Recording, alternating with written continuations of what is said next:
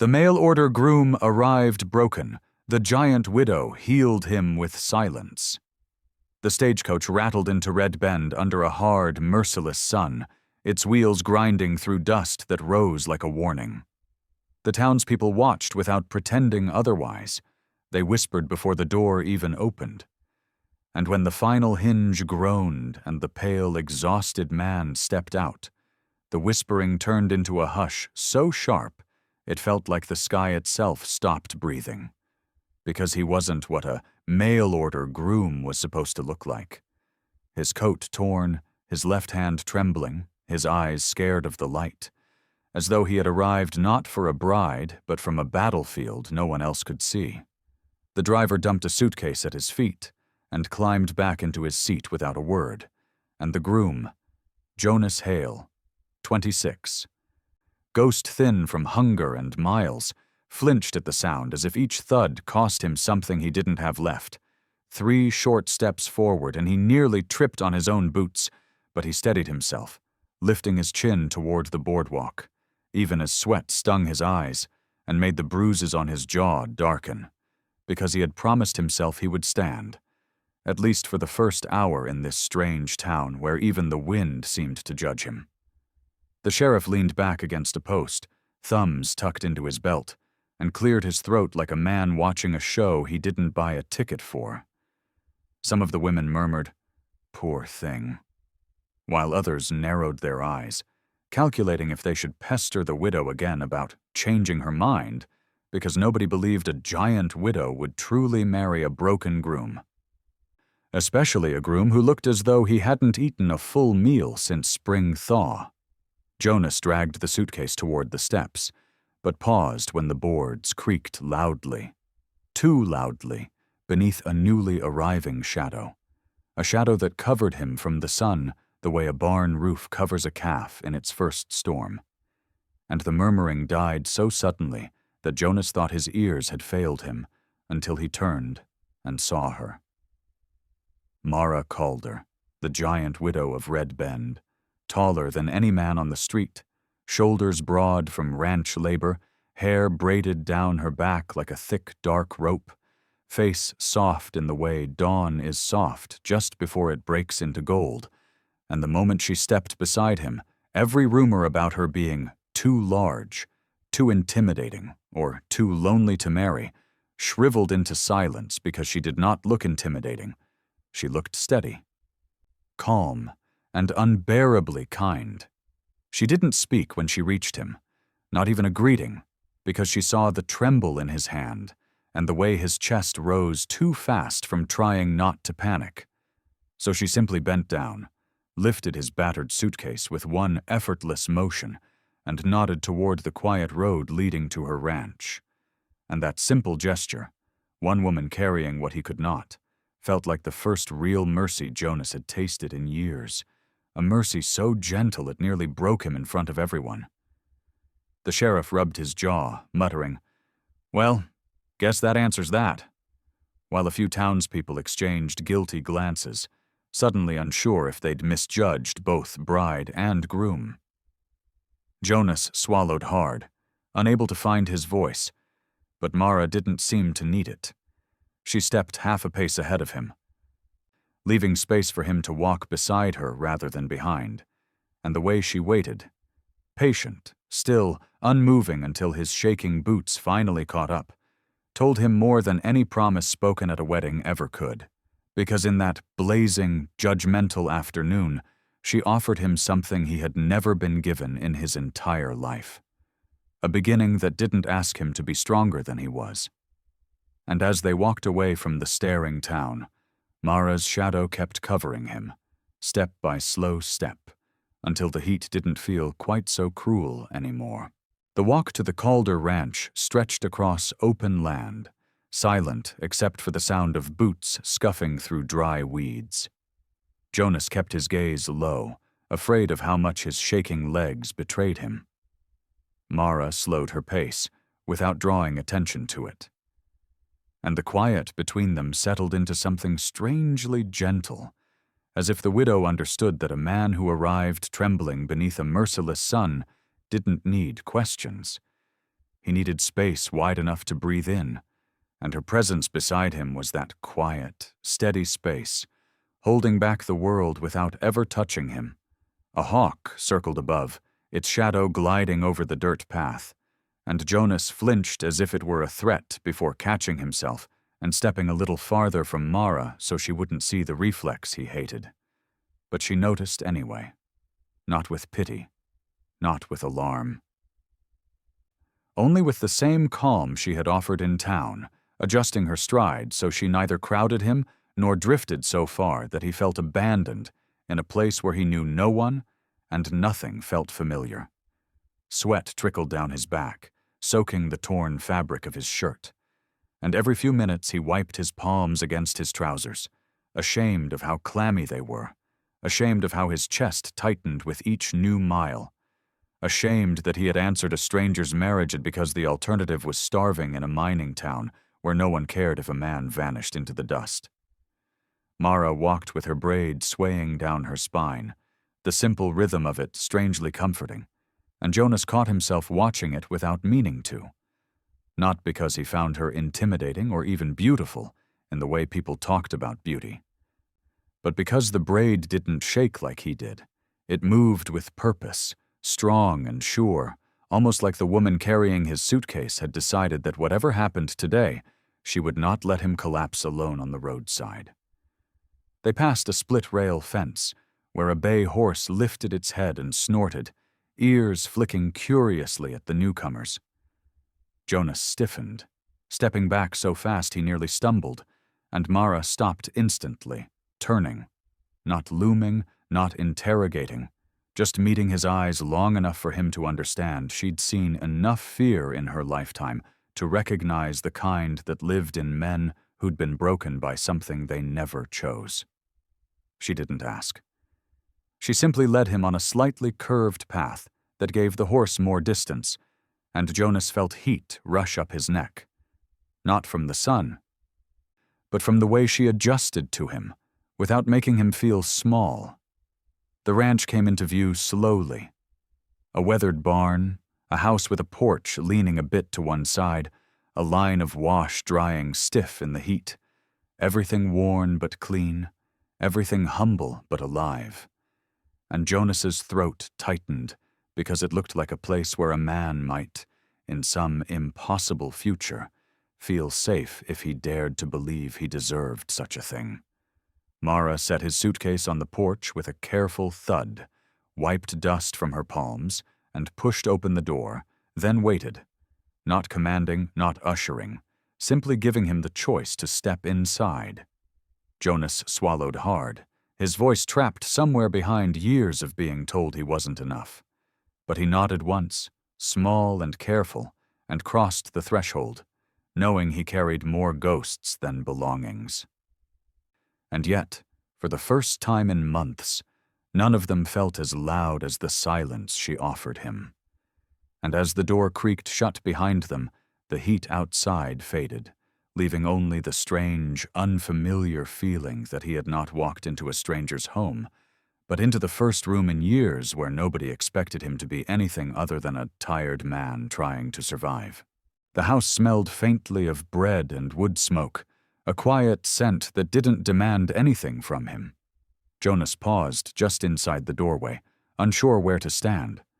Mara didn't speak. She simply lit a lamp, and the soft orange glow settled over him like a blanket he wasn't ready for, revealing every sharp angle of his hunger, every bruise beginning to yellow, every place where life had carved him down to the smallest version of himself. And the moment he realized she could see all of that, his breath hitched. But she didn't stare. She didn't flinch. She didn't fill the silence with empty reassurances. She only set the lamp on the table and stepped aside, as if giving him permission to exist without performing strength. Jonas kept his hands close to his sides, fingers twitching from an old habit of bracing for questions, orders, or suspicion. Because most people who saw a broken man wanted to know how he broke, and most never liked the answer. Mara simply moved to the cupboard, took out a tin cup, and filled it with water, her movements slow enough that he could understand every step before she did it, a mercy he didn't know he needed until he felt his shoulders loosen a fraction. She set the cup on the table, not pushing it toward him, just placing it gently within reach before walking a few steps away to hang her hat on a peg. And the gesture left him staring at the water with something almost like fear, because he hadn't had anyone offer him anything without wanting something in return since he was a boy. The floorboards creaked as Mara crossed to the stove, where a pot simmered quietly, steam curling into the dim air. Jonas watched without meaning to, drawn to the steadiness of her movements, the way she filled the space without crowding it, the way she stood tall but never cast a shadow that swallowed him, and it struck him, sharp and unexpected, that she wasn't treating him like a guest or a husband or a hired hand, but like a person she wasn't afraid to share silence with. He stepped closer to the table, each movement deliberate, as though his body belonged to a man twice his size, and wrapped both hands around the tin cup. The metal was cool, grounding, and when he took the first sip, his throat tightened from the shock of clean water instead of the gritty river scoop he'd grown used to on the trail. Mara glanced over, not checking on him, not monitoring him, just acknowledging the moment he finally drank, and something in her expression softened. Not pity, not triumph, just a quiet recognition that a man willing to show his smallest weakness in front of a stranger was far braver than the ones who hid behind noise and swagger. Jonas set the cup down with a careful clink, aware of how his fingers trembled even more now that the worst of his thirst had eased, and Mara returned to the table carrying a bowl of stew so hot it sent, the kind made from yesterday's meat and whatever vegetables survived the heat, wrapped around him like a memory he didn't have. Then she placed it in front of him without a word, and stepped back, hands folded loosely in front of her, giving him room to choose again. He lifted the spoon slowly, expecting the old shame to rise, expecting the room to tilt or his pulse to race, and instead the first mouthful made his eyes burn so fiercely he had to blink hard to steady himself. Because the taste wasn't special or fancy or even particularly seasoned. It was just warm, gentle food made by someone who hadn't looked at him once, like he was a burden. And in that soft lamplight, with the giant widow watching him like a soul learning to rest instead of a problem to fix, Jonas realized this was the first wordless exchange he'd ever had where silence didn't punish him. It healed him. Jonas finished the last spoonful slowly, almost apologetically, as if eating too much too fast might offend the quiet that held the room together. Mara didn't rush him. She didn't praise him for eating, and she didn't soften her posture into anything sentimental, choosing instead to stand with her hands resting lightly on the back of a chair as though she was simply keeping him company. And the steadiness of that posture unnerved him in a way kindness never had, because most people who'd been kind to him before eventually demanded payment in obedience or gratitude he couldn't always give. When he finally set the empty bowl aside, his breath stuttered in his chest, a tremor running up his spine like an old warning. This was the moment things usually shifted, the moment a voice would rise, or a hand would gesture sharply, or a debt would be named, and he braced despite himself, shoulders tightening, hands curling slightly, heart thudding against bruised ribs as memory overlapped the lamplight until he couldn't separate past threats from present shadows. Mara noticed him shrinking inward without letting the surprise show on her face. She only reached for the bowl, lifted it from the table with the same calm she had shown since the first moment she stepped between him and the sun, and turned to the wash basin with a slow, even stride that made the floorboards whisper instead of groan, giving him time to catch up to himself. Jonas pushed to his feet too quickly, nearly knocking the chair back, his breath sharp in the stillness. And Mara paused. Just paused, her head turning slightly, as if making room for whatever struggle twisted through him. He opened his mouth, searching for words he didn't know how to form, then closed it again, his throat closing around explanations that felt too jagged to speak out loud. Because how did a man confess he wasn't afraid of the person in front of him, but of everyone who had come before? Mara set the bowl into the basin, not with a clatter, but with a controlled, gentle touch that made the whole room feel safer. And she didn't turn around, not right away, because she understood there were moments a man needed to see someone's back instead of their eyes. Proof that he wasn't being watched, cornered, or measured, only witnessed quietly. Jonas steadied his breathing, though the tremor in his hands didn't fade, and he took one hesitant step toward the doorframe. Not to leave, but to put his back against something solid. Because he trusted walls more than people, and he hated that truth even as he leaned into it. Mara finally turned, wiping her hands on a cloth, and her gaze settled on him with an unreadable softness, not coaxing him forward, not urging him to relax, simply waiting for him to decide who he wanted to be in this moment. His voice came out cracked when he finally spoke. "I don't want to cause trouble." Mara blinked once, slow and almost tender, then gave a small nod as if acknowledging a truth she already understood long before he said it. And the way she stepped back, creating more space rather than closing it, felt like the cleanest breath he'd taken since arriving. She motioned toward a small room at the end of the hall, her gesture quiet but firm, telling him he had a place to rest. A place to put down whatever weight he carried, without explaining himself. Jonas hesitated, fear and gratitude locked in his chest, and for a moment he could only stare at her broad silhouette in the dimming light, unsure how to accept kindness that didn't come with chains.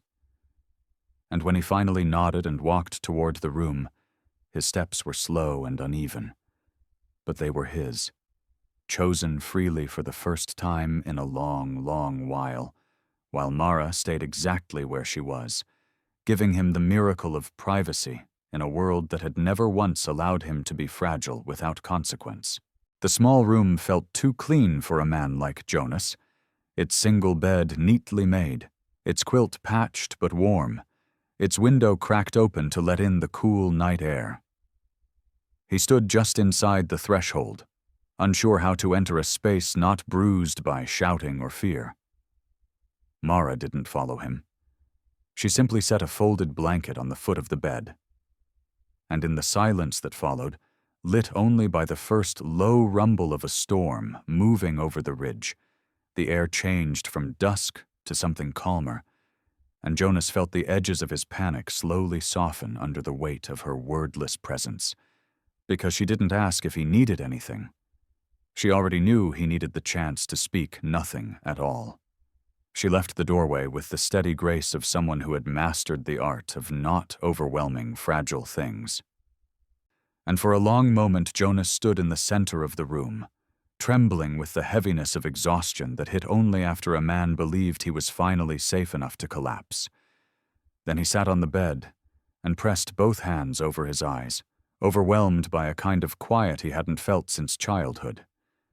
The storm drifted closer, a low roll of thunder shivering through the walls, and with it came a soft knock. 3 light taps, careful, almost apologetic.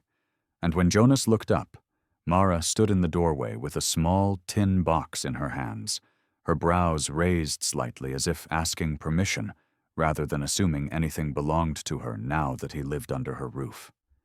He nodded once, small and barely visible. But she saw it because she watched people the way ranchers watch weather. Patiently, with attention tuned to every shift. She stepped inside, opened the tin, and revealed a few simple supplies. Salve, clean cloth strips, a small jar of moonshine for cleaning wounds. Nothing fancy but all well organized, the kind of set a woman kept when she expected to mend animals and men alike. Jonas stiffened, instinctively ready to refuse help he didn't think he deserved. But Mara simply knelt beside the bed, not towering now, not commanding, only grounding herself low enough that he didn't have to look up at her, and she held out the cloth as though she were offering him control over his own relief. His hands shook as he took it, the movement barely steady enough to dip the fabric into the jar, and when the sting hit his bruises, he gasped softly, shoulders curling inward. But Mara didn't reach for the cloth, didn't take over, didn't assume he needed her to do the touching. She only placed one broad, steady hand on the edge of the bed, close enough for him to feel her presence, but far enough that he could finish tending his own wounds without feeling helpless. He winced when the cloth brushed a deeper bruise on his ribs, breath catching hard, and only then did she raise her hand. Not to touch, but to pause the moment, her fingers hovering in the air in silent question. And Jonas lowered the cloth, unable to hide the pain that knifed through him. She reached forward with slow, open movements he could follow from start to finish, then took the cloth from his trembling grip, and when she pressed it gently to the darkened bruise, her touch was firm enough to be useful, but soft enough not to startle him. The kind of strength that asked nothing except permission to help. He exhaled shakily, the tension bleeding out of him in a way he hadn't planned, and as the storm broke outside, rain pattering softly on the roof, thunder rolling like distant hooves, Jonas let himself lean half an inch toward the warmth she offered, not enough to burden her, just enough to let her know the world had not been gentle with him for a very long time. And Mara, understanding more from that small tilt than from any words he could have spoken, continued cleaning each bruise with the same careful rhythm, healing him not through tenderness or passion, but through the quiet courage of staying beside a broken man until the worst of the shaking passed. The storm eased sometime after midnight, leaving the room washed in a cool blue glow that drifted through the cracked window like a breath the world had been holding. Jonas sat on the edge of the bed with the cleaned bandages resting loosely around his ribs. Mara hadn't moved far, and the quiet between them deepened into something that didn't feel heavy or expectant, only steady. The kind of silence that made it clear she wasn't waiting for him to speak or confess or explain. She was simply staying because she understood that wounds didn't heal faster just because someone wanted them to. She rose slowly, brushing dust from her knees, and began putting each item back into the tin box with a precision that was neither brisk nor careful, but thoughtful in a way that matched the calm rhythm of her breathing. Jonas watched her in the moonlight, struck by how a woman so large, so strong, so forcefully built by the world she lived in, could move with the softness of a person who refused to break anything already fragile. A breeze whispered across the floorboards, carrying the scent of rain and sage, and Jonas closed his eyes for a moment, letting it cool the heat that lingered beneath his bruises, letting it remind him that the night outside was wide and forgiving, even when the memories inside him were not. Mara noticed the shiver that ran through him, the way his shoulders tightened as though bracing for a cold he didn't trust. So she reached for the folded blanket at the foot of the bed, shook it out once, and draped it near, but not on, him, letting him choose if he wanted its warmth, instead of assuming she knew what he needed. That small mercy stole the air from his lungs more than pain ever had. Jonas opened his eyes, his gaze drifting to her hand resting on the blanket's edge, fingers relaxed and open, not coaxing him, not guiding him, just existing within reach. He didn't take the blanket right away. He didn't reach for her hand. He simply stared, caught between wanting to trust the quiet she offered and fearing how quickly quiet could turn into something else, because life had taught him that calm was the moment before shouting returned. Mara didn't rush him.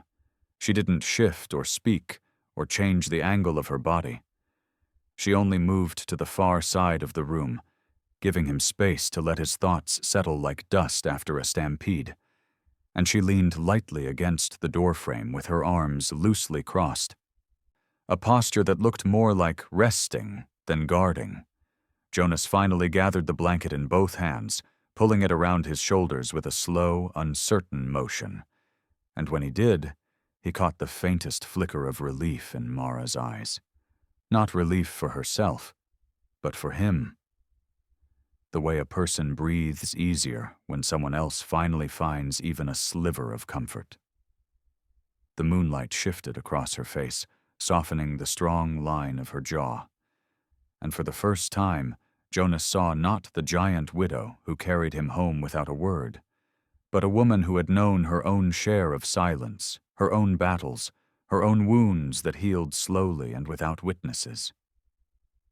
He lowered his gaze, unsure how to absorb the weight of being seen without being judged, and Mara pushed gently off the doorframe, walking toward the hall with a quiet step that didn't disturb the night or the space he had carved for himself. She paused in the doorway, looked back only once, and gave a small nod that said everything words couldn't. That he was safe, that he didn't owe her anything, that rest wasn't a debt but a gift freely given. Jonas exhaled a breath that trembled on the way out, letting the blanket settle around him, letting the room feel real, letting the silence become a bridge instead of a threat. And as Mara disappeared down the hallway, leaving only moonlight and the soft settling of the house for company, Jonas felt something shift in his chest.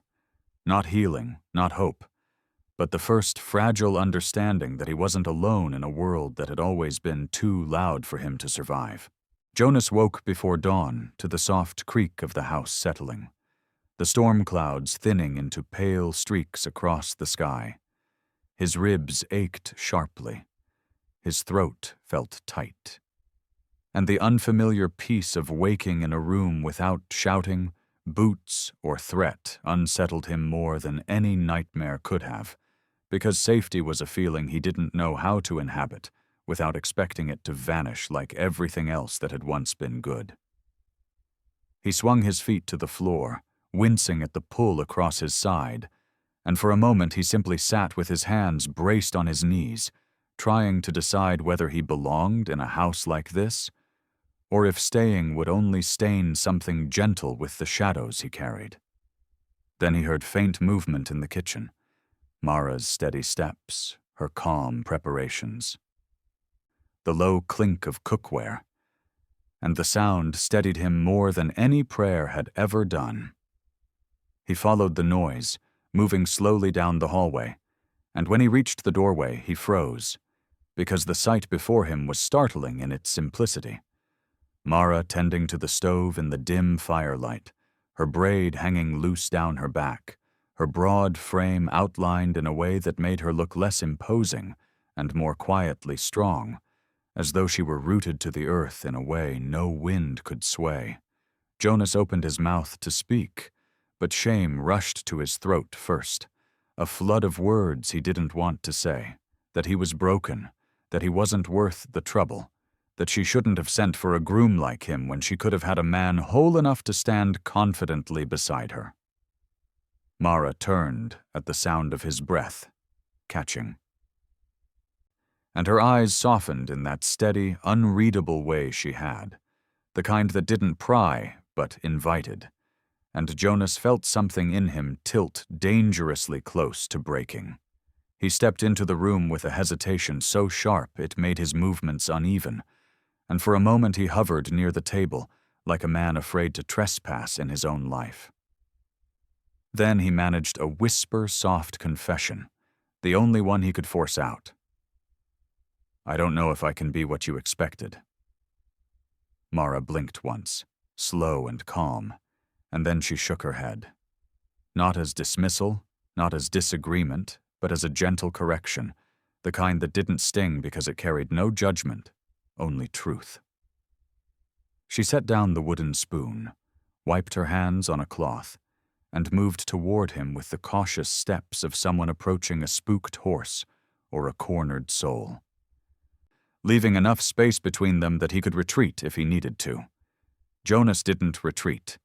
He stood frozen, breath shallow, waiting for her to tell him he wasn't enough, but instead she lifted one large, steady hand and placed it, not on him, not to claim or comfort, but lightly on the back of the chair beside him, a gesture that said he didn't have to stand alone if he didn't want to. It wasn't touch, it was permission. Jonas felt his chest cave inward with a trembling exhale, because no one had ever offered him a place without demanding something in return. He reached out with unsteady fingers, gripping the top of the chair to keep himself upright, and Mara didn't move, didn't crowd, didn't ask for explanations. She only stayed close enough that he could sense her strength without being consumed by it. The wind picked up outside, rattling the windows gently, and in that fragile early morning glow, Jonas made the quietest, bravest choice of his life. He let himself lean a fraction closer to the presence that didn't demand he be healed or whole, only honest. And Mara, reading that shift with the same instinct she used to read weather and wounded animals, nodded once. A tiny, powerful affirmation that marked the true turning point between them. Because a man who admitted his fear was a man ready to begin. The wind grew harsher by mid-morning, kicking dust across the yard in thin, swirling lines that tugged at the laundry hanging near the barn. Jonas stepped onto the porch carefully, one hand pressed to his ribs. Mara followed behind him without hurry. And for a few seconds, the ranch felt like a world paused in place.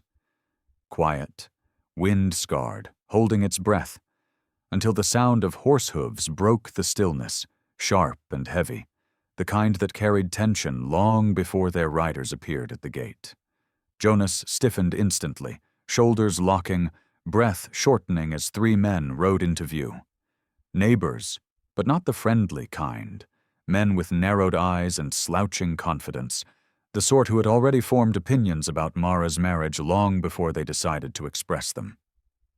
Their horses snorted and pawed the dirt as the men dismounted, glancing from Jonas to Mara with thin, mocking half-smiles that said they believed themselves righteous, or at least entitled to speak on matters that weren't theirs. Jonas tried to step back into the house, instinct clawing at his spine. But Mara reached out, not touching him, not pulling him forward, just shifting 1 inch closer in a way that blocked the doorway with her presence alone. A silent reminder that he didn't need to hide in his own home. The tallest of the men, Holt Farrow, adjusted his hat and spat into the dirt before speaking. "We heard the mail order groom came in yesterday," he said lightly, though the tightness around his mouth betrayed the bitterness underneath. "Didn't think you'd be marrying someone so thin a wind could blow him sideways." Jonas flinched at the words, shame rising so fast it felt like heat against his skin. But Mara didn't move, didn't bristle, didn't even angle her shoulders differently. She simply stared at Holt with the calm steadiness that made most men rethink their bravado, and for a moment Holt shifted his weight uncertainly. The second man, Jeb Crowder, stepped forward with a smirk. "We figured you must have been desperate, Mara," he drawled. "A woman your size needs someone strong." Jonas's breath stuttered, and he curled his hand tighter around the porch railing, half expecting Mara to push him inside or step away out of embarrassment. But she didn't budge. Instead, she took one deliberate step forward, just one, and the porch board creaked beneath her weight, as if announcing her presence to the wind itself. And the men quieted instinctively because she didn't need to raise her voice to shift the balance of the moment. The third rider murmured something under his breath, something Jonas didn't entirely hear, but understood enough to feel the sting. And Mara lifted her chin, her braid catching the wind, as she looked each man in the eye with a patience sharp enough to cut. She didn't argue. She didn't defend Jonas. She didn't list his worth or explain why he belonged beside her. She simply moved to stand between him and the men, not hiding him, not sheltering him, but placing herself where their words had to go through her before reaching him. And in that stillness, the entire ranch seemed to lean into her strength. Holt tried to hold her stare but faltered when she didn't blink, and he cleared his throat with forced bravado. "Just making sure you're safe, Mara," he muttered. "We care about you." She tilted her head slightly, the smallest gesture of disbelief, and the message landed harder than any threat. She knew exactly what kind of care these men offered, the kind wrapped in judgment and ownership rather than respect. Jonas watched her, breath trembling, because he'd never seen anyone stand for him without anger or noise, only presence, only truth, only a quiet refusal to let the world shrink him further.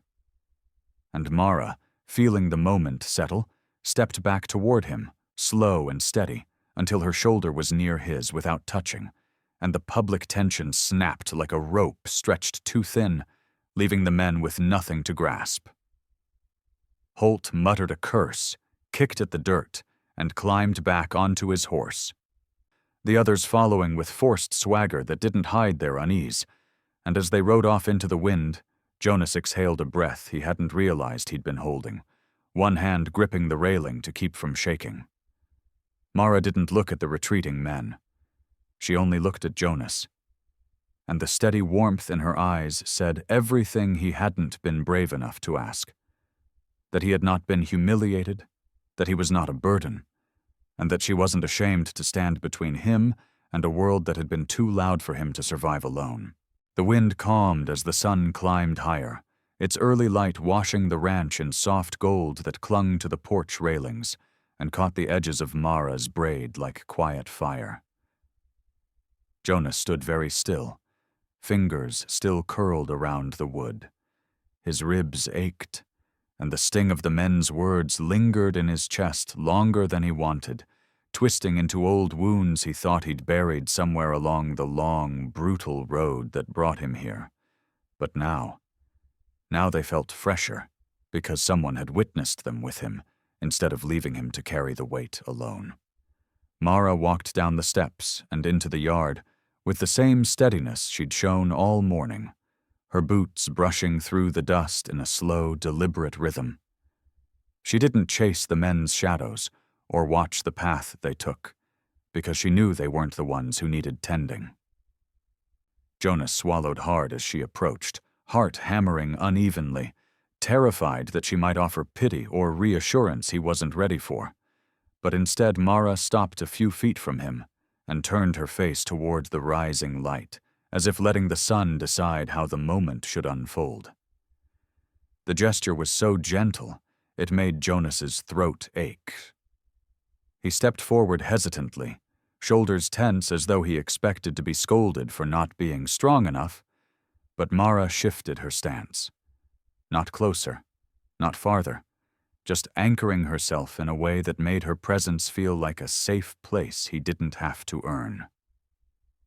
Jonas tried to speak, but the words tangled in his chest like knotted rope. "They're right," he whispered finally, the confession scraping out of him with more pain than he'd intended. "I'm not what you deserve." Mara didn't react. Not in disbelief or impatience or hurt. She simply waited, letting the silence grow soft around them instead of sharp, and Jonas felt his voice tremble as he forced the rest out.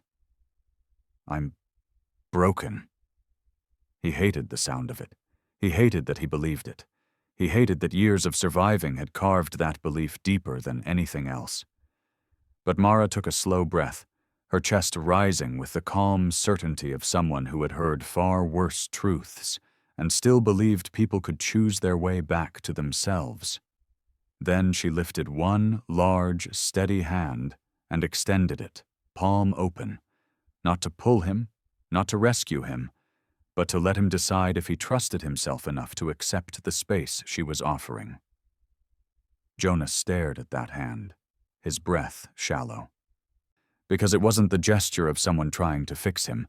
It was the gesture of someone who had already accepted him exactly as he was.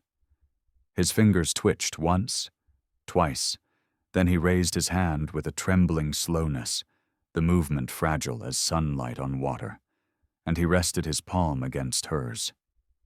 It wasn't a grasp. It wasn't even a full touch.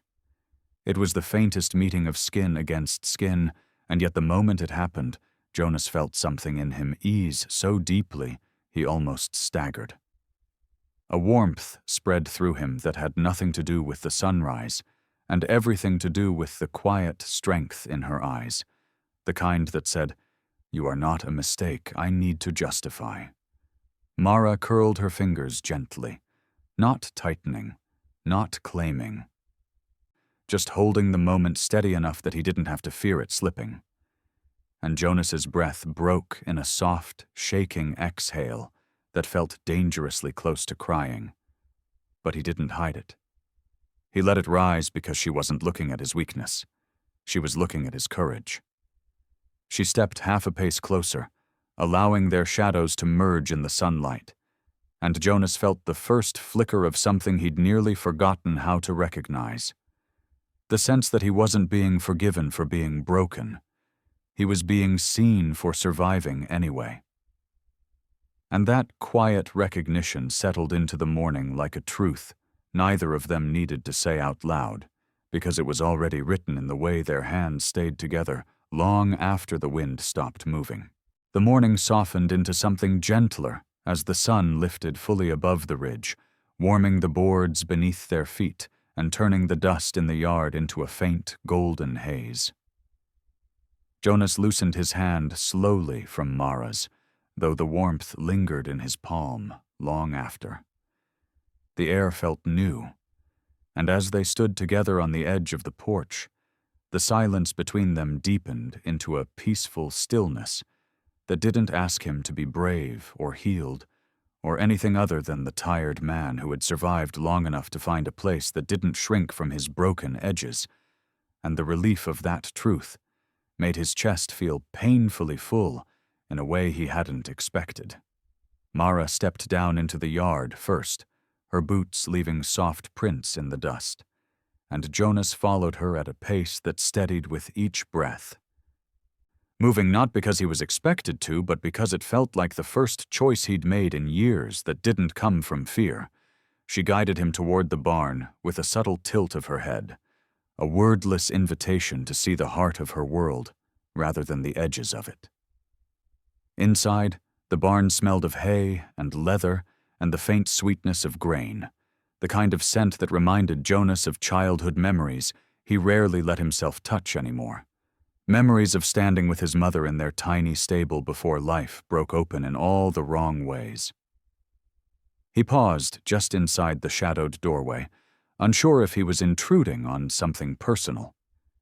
But Mara glanced back, her expression warm and unguarded, and lifted one hand toward the gentle gelding resting in a stall nearby, letting Jonas choose if he wanted to take another step.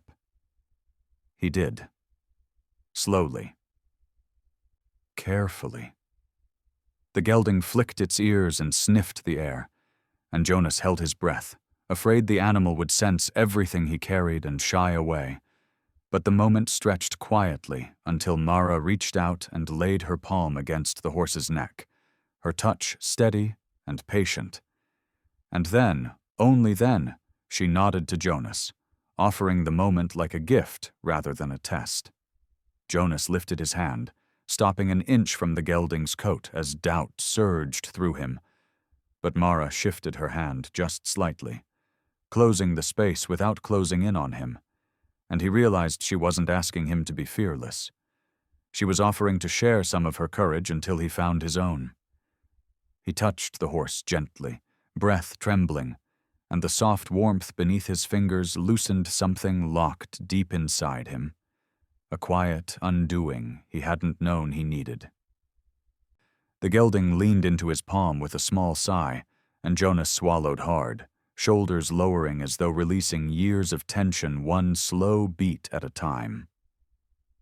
Mara stepped back then, giving him space to stand in the center of a moment he'd earned through survival alone, and for a long while they remained in the soft barn light, the morning stretching around them like a blanket no storm could steal away. When Jonas finally turned toward her, there was no fear in his gaze, only a calm, aching gratitude that didn't need to be spoken to be understood.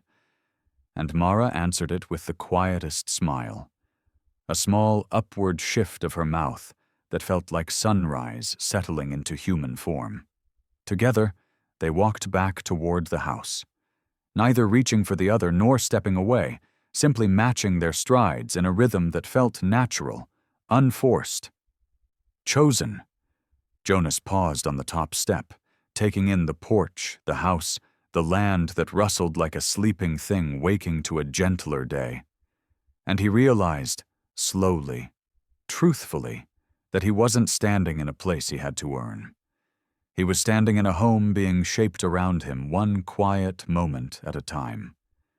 And as Mara opened the door and sunlight spilled into the entryway, Jonas stepped inside with her, leaving behind the last remnants of a life defined by fear, and beginning the first morning of a life where silence didn't wound him, but healed him, where strength didn't demand noise, and where a giant widow had shown him, without a single word, that he was no longer alone.